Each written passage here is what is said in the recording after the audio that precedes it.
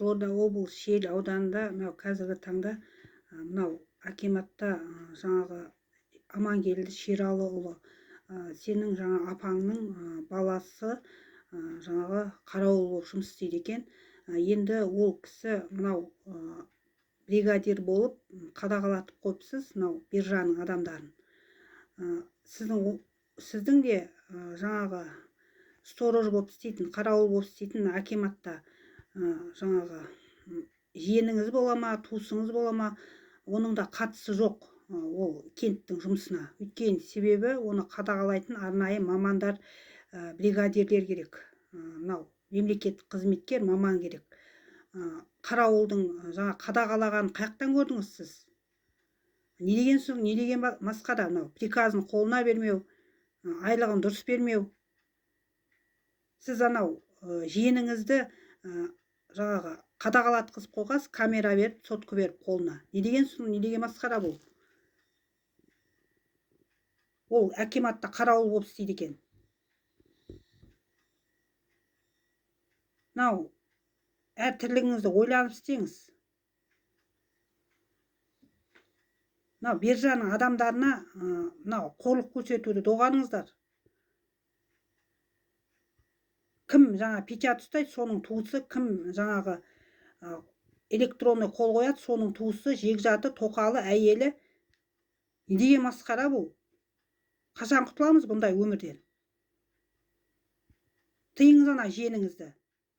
Өзінің приказын орындап, тыныш жүрсін. Осы біз барсақ, ойбай, ешқандай жұмыс жоқ, ешқандай жаңағы жағдай жоқ, қаражат бөлінбеген, налог төлейміз, штраф төлейміз деп шығарып саласыздар ғой, жұмысқа алмай. Қалай жиеніңізді бригадир қылып қойғансыз? Тұрақты жұмысы бар басқа жерде. Мен түсінбей отырмын соны. Мына Амангелді Шералыұлы. Доғарыңыздар ондай бассыздықты. Мынау Жандарбеков айтпай, сіз не қарап отырсыз? Осы тәртіпсіздікті орнатып. Осы мәселені Нәлібаев деген кісінің назарына ұсынамын, Қызылорда облысының әкімінің. Тыйсын ана бассыздықты. Кім печат ұстайды, соның туысы, тоқалы, жекжаты, қызы, ұлы болып кете берген Шиелі ауданында. Не деген сұмдық, не деген масқара бұл? Жеке Қазақстандарыма сатып алған. Осы мәселені қадағалауға алып, көмек беруді сұраймын. Мынау Шиелі ауданының жаңағы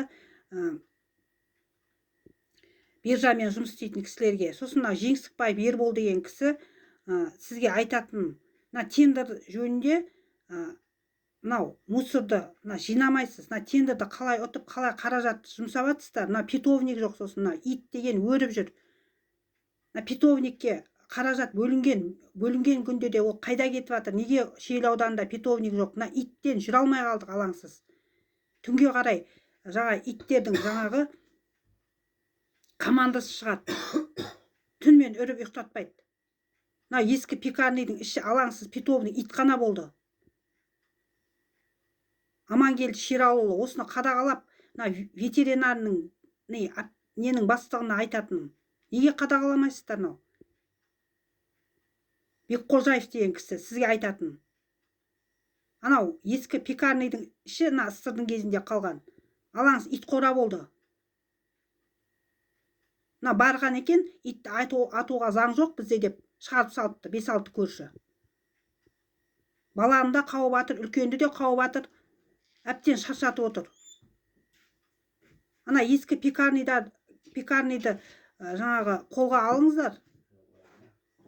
Ыстырдың кезінде қалған. Ішінің бәрі итхана болған алаңыз. Біреуді ит қапқан. Питовник қайда, питовникке бөлінген ақша қайда, Амангелді Шералыұлы саған айтатын. Жиеніңді басқа жерге жұмысқа қоясың ба, мен білмеймін. Бірақ биржаның адамдарын қадағалауға оның қақысы жоқ заң бойынша. Ол акиматта қарауыл болып істейтін кісі. Ондай бассыздықты доғарыңдар. Болмаса мен Қазақстан Республикасының президенті Қасым-Жомарт Тоқаевтың поштасына жаңағы арыз жолдайтын болам.